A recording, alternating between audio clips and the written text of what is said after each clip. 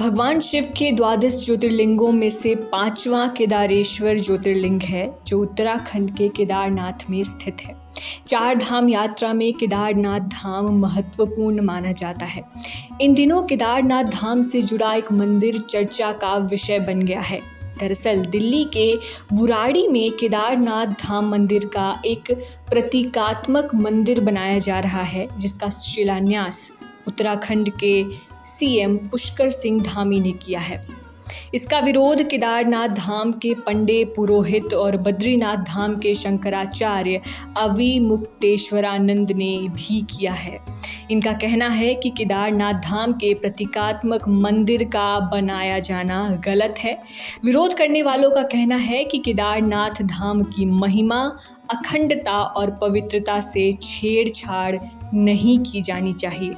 बात कर लेते हैं केदारनाथ धाम में केदारेश्वर ज्योतिर्लिंग की उत्पत्ति और इसके महत्व की। शिव पुराण की कोटिरुद्र संहिता के मुताबिक भगवान विष्णु के अवतार नर और नारायण बद्रिकाश्रम में तपस्या करते थे।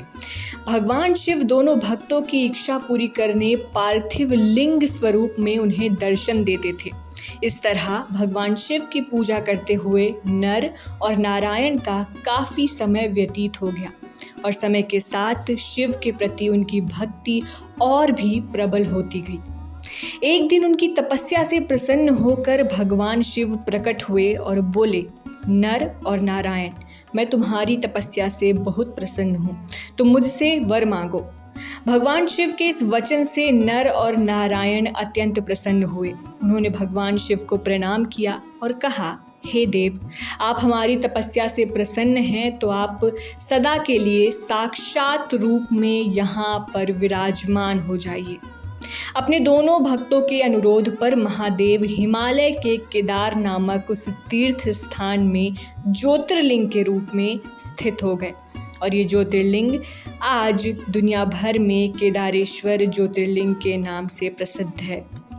शिव पुराण के अनुसार जो व्यक्ति केदारेश्वर ज्योतिर्लिंग का दर्शन करता है, उसके सभी कष्टों का अंत हो जाता है और उसकी सभी मनोकामनाएं पूरी होती हैं।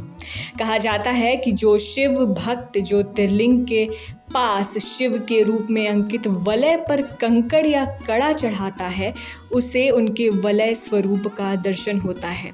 व्यक्ति के सारे पाप नष्ट हो जाते हैं और वो जीवन और मृत्यु के बंधन से मुक्त हो जाता है।